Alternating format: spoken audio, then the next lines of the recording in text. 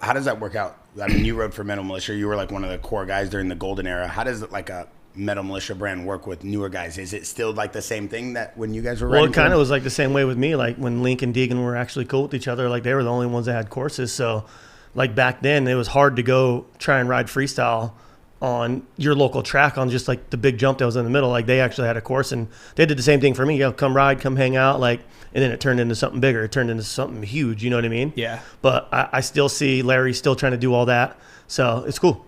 Yeah, it's sick, especially for me. Like, I'm not from California. I'm from Pennsylvania. And in Pennsylvania, there's nowhere to ride freestyle. Like, not at all. You could ride through the woods. That's it.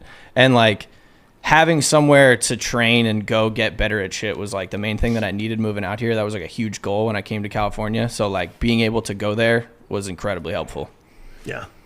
But do you feel like moto brands, like, learn from, like in surf and skate, they like learn from the predecessors and they kind of learn things to do, what not to do? Have you seen another brand that's like learned from Metal Militia and kind of done it better or did it in a different way? Or do you think most of the brands just are copy and paste of like what Metal Militia did first? I think it's a lot of copy and paste for sure. It's like if the wheel's not broke, don't fix it.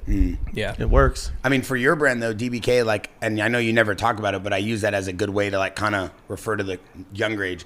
It seems like you don't ever really like naturally, or you naturally push it. You don't ever like force it down anybody's face, and it's so authentic to moto. I hate when people force shit, force content, force like, you know what I mean? Like you can tell. So it's like I've literally always just done my own thing, and it's cool. Like there's a bunch of kids that I help out. There's a bunch of kids that I let ride my spot, but I don't feel the need that I need to tell everyone I'm helping this guy. I'm doing this. I'm not doing it to like get recognition. I'm doing it because I see something in this kid and I want to see him do better. Because if it wasn't for dudes like Deegan and Metzger and Link Ogle and Chris Rourke helping me out, I wouldn't be where I am today. So it's like I want to pass that on to the younger generation.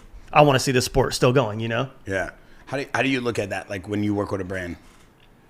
If it's in moto, it's like if you could facilitate the help of resources in any way, that's like the biggest thing that I need. And if it's outside of moto, like exposure or money is like the best way to help me get further. Well, you want to ride more and you want to be able to pay your bills without having to go work. So it's like you need those paying sponsors. And what I do costs so much money. Like filming a street clip costs like $1,000 a clip, damn near. So it's like you really gotta be able to fund the whole deal before you get anything done.